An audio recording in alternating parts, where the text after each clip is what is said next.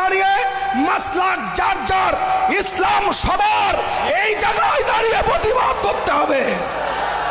বন্ধ করেন দলাদলি, বন্ধ করেন ইখতিলাফ, বন্ধ করেন জুজিয়াত মাসলাকের ইখতিলাফ।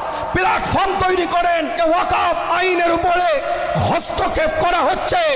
মনে রাখবেন, এটা কারো বাবার সম্পত্তি নয়, এটা আমাদের পূর্বপুরুষের রক্তের পানি করা অর্থ দিয়ে আল্লাহর রাস্তায় ব্যয় করে গেছে। এতদিন আমরা লড়াই করেছিলাম এনআরসির বিরুদ্ধে, লড়াই করেছিলাম এনপিআর এর বিরুদ্ধে, লড়াই করেছিলাম সিএএ বিলের বিরুদ্ধে। মনে রাখবেন, ওটা আমাদের নাগরিকত্বের অস্তিত্বের লড়াই ছিল, ওটা আমাদের নাগরিকত্বের অস্তিত্বের লড়াই ছিল। কিন্তু এই ওয়াকফ বিল, এটা আমাদের ঈমানের অস্তিত্ব।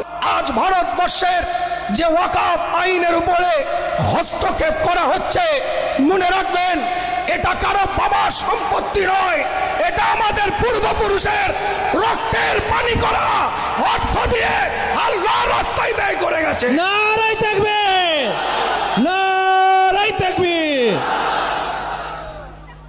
আল্লাহ নবী আল্লাহ রসুলের যুগে একজন সাহাবা এসে সরকারে কায়নাতের দরবারে, মদিনাতুল আলের দরবারে, ইমামুল মুরসালিনের দরবারে এসে বলছে, হুজুর আমার 7টা বাগান আছে, 600 খেজুরের গাছ আছে।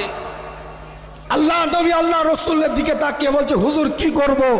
হুজুর বললেন, তুমি আল্লাহর রাস্তায় দান করে দাও।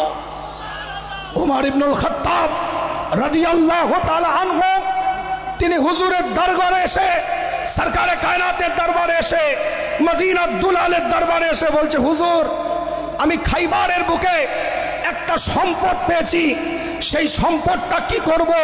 বর্তমানে যেটা সৌদি আরবের মধ্যে অবস্থিত খাইবার, এই খাইবারের বুকে একটা সম্পদ পেয়েছি, ওটা কি করব? আল্লাহ নবী আল্লাহ রসুল বললেন, তুমি আল্লাহর রাস্তায় দান করে দাও। ওয়াকফ এটা আজ থেকে নয়, আল্লাহর রাস্তায় কোন জিনিসকে পার্মানেন্ট ভাবে ব্যয় করার নাম ওয়াকফে লিল্লাহ।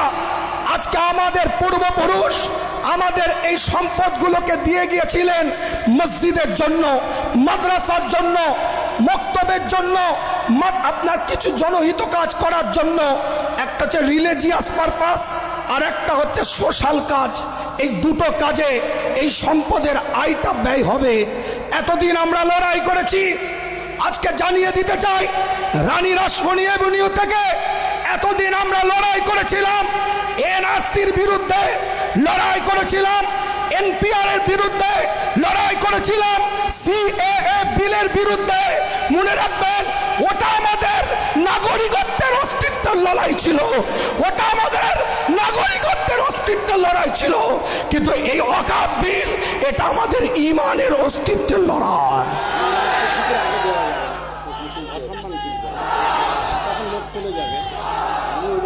এই ঈমানের অস্তিত্বের লড়াইয়ে আমাদের আগে আসতে হবে। মনে রাখবেন, ছোট্ট করে কথাটা বলি, বিস্তারিত ব্যাখ্যায় আপনাদেরকে বক্তব্য দিয়ে আমি কষ্ট দেব না। বিভিন্ন জায়গা থেকে মানুষ এসেছেন আপনারা। ভারতবর্ষ 1913 খ্রিস্টাব্দে স্বাধীনতার পূর্বে ওয়াকফের উপরে ব্রিটিশ পিরিয়ডে একটা বিল আনা হয়। পরবর্তীতে 1923 সালে সেটাকে সংশোধন করা হয়। জাস্টিস আমির আলীর নেতৃত্বে 1936 সালে সেটাকে আইন স্বীকৃতি দেওয়া হয়।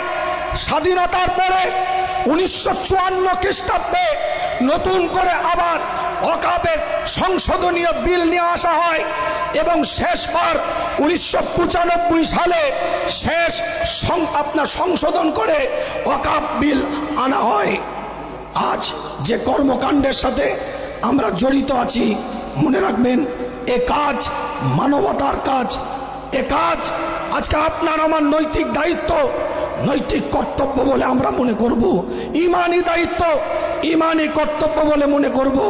আজকে আল্লাহ আমাদের সকলকে দলবদ্ধভাবে, একতাবদ্ধভাবে এক প্ল্যাটফর্মে দাঁড়িয়ে মাসলাক যার যার, ইসলাম সবার, এই জায়গায় দাঁড়িয়ে প্রতিবাদ করতে হবে।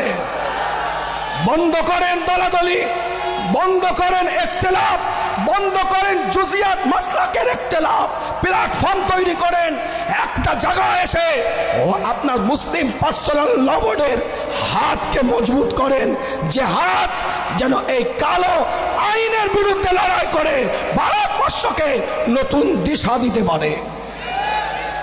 স্বাধীনতার পিছনে আমাদের অবদান আছে, ভারতবর্ষের স্বাধীনতার পিছনে আমাদের অবদান আছে। আমরা স্বাধীনতা দিয়েছি ভারতবর্ষকে, মনে রাখবেন, যেমন ভারতবর্ষের স্বাধীনতার পিছনে আমাদের অবদান আছে, তেমন ভারতবর্ষের সংবিধানকে অক্ষুণ্ণ রাখা আমাদের দায়িত্ব আছে।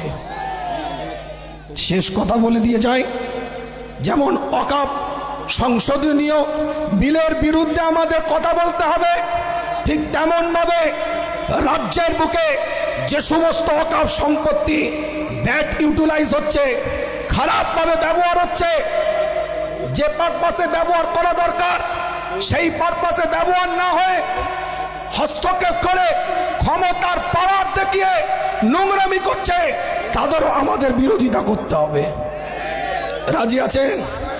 রাজি আছে? তকবীরে ধ্বনি দেন, নারায়ে তাকবীর, নারায়ে তাকবীর। আল্লাহ আমাদের সকলকে কবুল করেন। মঞ্চে উপস্থিত জামিয়াতে উলামা বাংলার বর্তমান সভাপতি আমার পীর আল্লামা মুফতি ইমরান উদ্দিন সিদ্দিকী ভাইজান আছেন, আমার কামরুজ্জামান ভাইয়ের দায়িত্ব নির্দেশনায় সুন্দর এই প্রোগ্রাম হয়েছে, বিভিন্ন সংগঠনে সহযোগিতায় হয়েছে। সকলে দলবদ্ধভাবে যখনই ডাক দিবে এক প্ল্যাটফর্মে দাঁড়িয়ে আসার চেষ্টা করেন।